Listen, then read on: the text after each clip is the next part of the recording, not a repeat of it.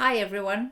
Today I decided to tackle the age-old problem of change, and in particular the discomfort and the uncertainty and the crappiness of sitting in a time of change. Change is scary, generally not easy but doable, and there are a number of strategies that we can use to help take the sting out of the whole process. I believe that there are 3 steps that have helped me to navigate change. You can call it 3 strategies that I can focus on and get me through the period of uncertainty and confusion and whatever is coming up for me, so that I can bounce back from change and get on with life. Life is a series of cycles of endings and beginnings, and how would we grow if it wasn't for these eternal cycles?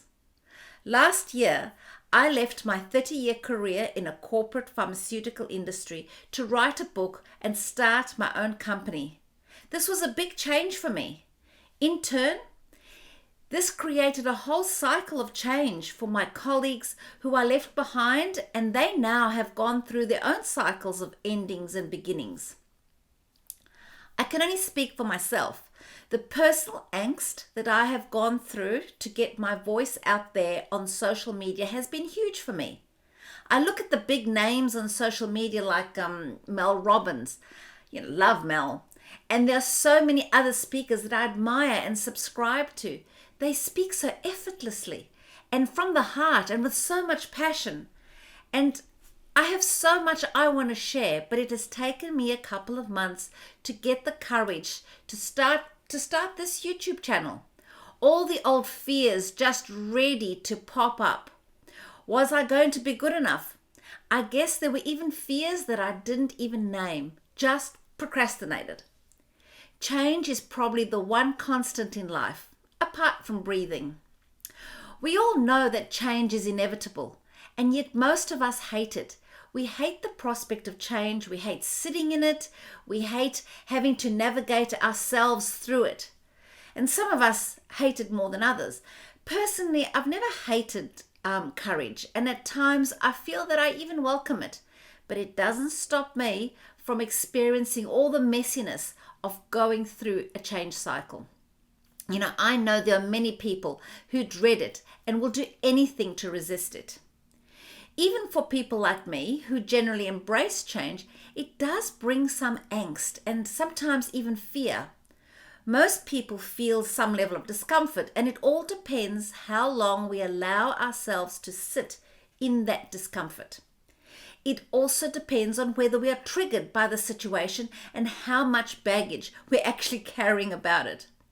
This usually varies from situation, and I think that there are very few people who would be immune to some form of trepidation when it comes to change.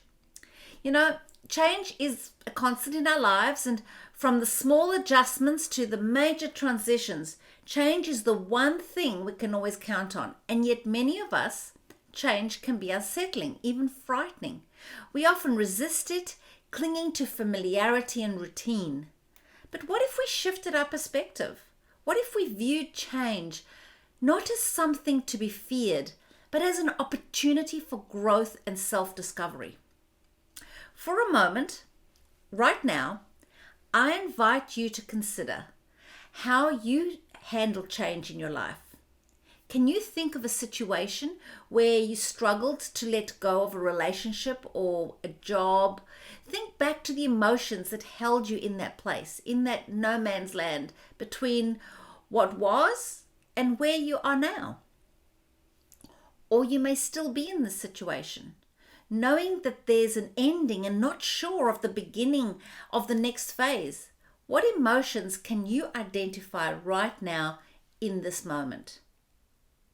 You may have noticed that things aren't right. You may be feeling uneasy or even noticing that you're being triggered more and more in your current situation of either a relationship or a job or your whole workplace environment. As much as we try to sugarcoat situations or put on the optimistic mask, we know when things aren't right. And I've got to be honest, be careful of the mask. The I'm fine, I'm happy. Everything is great. Nothing to see here, folks. The mask can fool some people, but it doesn't fool everyone. And it certainly doesn't fool you. It may be good short-term strategy, but it often delays your own process through the change. And you get so invested in that happy face that you stop being real with yourself. Let's consider what is actually happening here. So you might be in a situation of my bounds are being trampled, but I must either be wrong or not enough or something. The problem is with me. The situation is no longer aligned with my values, but I might not have any choices. So, I must just keep quiet. There are so many things that go through our minds when we're in the ending phase of a situation. And generally, it's all based in fear. There's a never-ending list of justifications that we use to run away from our fears. The question is, what do we do about it? If I ignore this feeling, it may go away. Maybe I'm wrong, I'm not enough, it's my fault. Maybe I'm asking too much of the other person. I need to be more kind. I need to be more understanding. I need to be more forgiving. But do I really want this change? It's not that bad. Maybe if I just bend myself over like a pretzel, then I can work around the situation. Just maybe.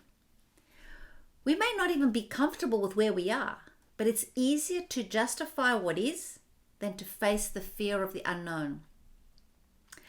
Our fears of change keep us in this terminal space, even when our life circumstances have moved on. If this is the case, then it may be time to let go of what was and embrace the possibility of the new. This is often seen in the grieving process, whether it's the loss of a person, a relationship, or a job, or even our own health. I really grieved my health in my youth when I was going through menopause. It took me a long time to come to terms with the changes in my body and everything that I was going through. We hold on to those beautiful memories of what was, with the longing and sadness of all those emotions that keep us in the past. I have found that the best way to let go is with love.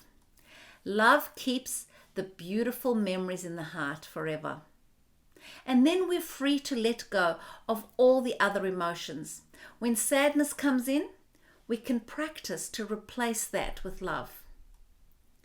There are times when we may have left a relationship or a job that wasn't right at the time, but wasn't bad either, and our current space is uncomfortable and difficult or even painful. Have you ever felt that you've gone from the fat into the fire? You may have left a relationship hoping that a new one would be better. You may have left a job that was reasonable or maybe comfortable, overall okay, only to find yourself in a job with a terrible boss or a work culture or even harassment. And all you can think of is, what the hell happened? What did I do? Why did I leave what I had for this? We leave situations because something is not right in the present moment. Something is not aligned with who we are and what we want and what we are doing. There's been a shift in either ourselves or our environment. There may be nothing wrong, but we want more. Many life changes have come about because of that internal stirring, the I want more. Many moves have come from I need more fulfillment. Sometimes we don't even know what we want. We just know that we want more and we want a change. So here are 3 steps on how to navigate change. Step number 1. This is always step number 1. Know yourself. You need to be very clear on you and what is important to you so that you can make the right choices. You need to connect to your values, to your boundaries, and your fears. This is where I find that the Awareness Triad is most helpful. Notice what thoughts and emotions are floating around in your head. Try to differentiate the thoughts that are based in fear and those that are based in love. Notice whether your current fears or maybe they are past and they're an old story or an old pattern. Just sit, preferably in nature, and just allow the thoughts to float around you, recognizing them and naming them. And if nothing else, just create some space between you and your thoughts, fears, and old patterns. Then sit down with a pen and write. Allow your thoughts and emotions to come out onto the page. This will help you get greater clarity. Read and reflect on what is written and then consider your way forward. You and you alone have the choice of your next steps. And be clear with yourself on what is at stake. Sometimes there are children that you have to consider, financial security, personal safety. I suggest writing these down because it does bring greater clarity. When you tap into that inner power, that sense of personal control, that's when you can truly navigate the change in your life with self-determination. You will no longer be a victim. You will be an authority of your own story. The better you understand what is important to you, the obvious and maybe the not so obvious fears and emotions, the easier those choices will be. And once you are clear on where you stand on all of this, then it's time to consider your mindset. And that is step number 2. Mindset matters most. What stories are you telling yourself? What is your language about the situation? Are you always complaining about it? How do you feel when you're telling a friend a story about your situation? Have you considered the level of investment you have in sitting in this crappy situation? It sounds crazy, but have you considered that? How much real estate do you have invested in this situation? Sitting in a bad place can also have its benefits. People love a good story, especially when there's drama, and even better when there's a villain. So just watch what stories you're telling yourself and what stories you're telling others. What messages are you sending with your actual language? And notice your beliefs and your self-talk. Are you putting yourself down? Possibly allowing yourself to be a victim, or even blaming yourself for something that may have been out of your control? Are you angry and allowing the anger to consume you? Well, it's actually okay to be angry. In fact, it's natural, but it's an emotion that is best expressed and let go. Anger is mostly self-destructive. Are you possibly blaming others and handing over all your power? Other people may have caused the change environment, but you always have the power to choose your actions and your mindset. Don't give up that power.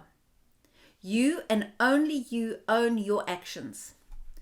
I invite you to spend one day, just one whole day, to very consciously notice your language to others, your self-talk, your thoughts and emotions. Notice whether you are using negative words and tones and negative thoughts, and then in that moment try and reframe it. Try and say it in a positive. And sometimes it is painful, but just try and change what you're saying into a positive way. Mindset matters most, and it's essential to cultivate a mindset of flexibility and adaptability. Instead of viewing change as a threat, see it as opportunity to stretch beyond your comfort zone, to explore new possibilities, and to challenge yourself in ways that you've never imagined. In your quiet time, or just before you're going to sleep, consider how you can change your situation or change your mindset about it. What would be the best outcome for you? And when you really know yourself, then you actually have a very empowering exercise in exploring new possibilities. And finally, when you are clear on your values, your goals, and priorities in life, and you're coming from a positive mindset, then you are ready to consider your level of acceptance and your way forward. So step number 3 is acceptance. Everyone says that embracing change begins with acceptance. It's easy for people on the outside looking in to say that, isn't it? So, let go, just accept the change, that change happens, accept the situation, you know it, deal with it, toughen up. It's easy to give advice when it's not you. So how do you accept and move on when you are really struggling? How are you going to deal with the situation, this time of change? How are you going to let it crush you? Are you going to let the situation get the better of you? Or are you going to rise up and meet the challenge? You can either accept the situation completely as it is, or choose to change your mindset. You can change some aspects of it, like partially removing yourself from a situation or person, if that's possible. Or you can have a conversation, honoring your values and your boundaries. Remember that upholding your boundaries does not have to be confrontational, but it does have to come from the heart, from a place of love and not fear or revenge or righteousness. However you choose to accept the situation, it has to be right for you. It has to bring you peace. It has to feel right. There's no place for but. I accept the situation, but. And here you can add in all sorts of justifications. If you're justifying yourself, then it is not right. Here's something to consider. Are you accepting the situation, or are you avoiding change? Now that's a question for when you are lying awake at night stewing over all this. The key to navigating change is to accept. Accept your situation and change your mindset, or change your situation. There are no mistakes, only opportunity for growth. And whatever you do, do it from the heart for the right reasons. Honor your values and your boundaries. It takes courage to put aside your vulnerabilities, your fear, your feelings of being weak or fear of failure. Courage is a fine balance between all your fears and the knowing that you want more and that you deserve better. And that only you can change the situation or change your mindset. Do what you need to do for you, not what you think other people will want or need. Navigating change is about letting go of what no longer serves us, whether it's a toxic relationship, a dead-end job, an outdated belief system. Releasing the old creates space for the new to enter our lives. It's about decluttering our minds and our hearts and making room for growth, abundance, and fulfillment. So, to recap, the 3 steps to deal with change are: know yourself, so that you can be clear on the choices that you want. Watch your mindset, your language to others, and your self-talk. Don't sabotage yourself. And finally, the things you cannot change, just accept them and have the courage to change the things that you can and the wisdom to know the difference. Life is full of ups and downs and twists and turns, and navigating change means bouncing back from setbacks and learning from failures and pressing forward with unwavering determination. Remember, it's not about avoiding obstacles, it's about overcoming them and emerging even stronger on the other side. Change is not always easy, but I believe that we all have the power to overcome the obstacles that cross our path. We can step out of our comfort zone. Hell, we've stepped out of the unknown before, so we can do it again and trust in the journey of life. We all figuring it out, as we go along. You now have 3 steps to face all your endings and embrace the new beginnings. Time for better life is right now. If not now, when? I'm here for you. If you have a question or need advice, please reach out. Subscribe to my YouTube channel for more resilience tools to help you bounce back faster from life's challenges. You can also follow me on social media, Facebook and LinkedIn. And please share your successes, your stories with me in the comments, and make sure you tag me. I'm here for you. Cheers.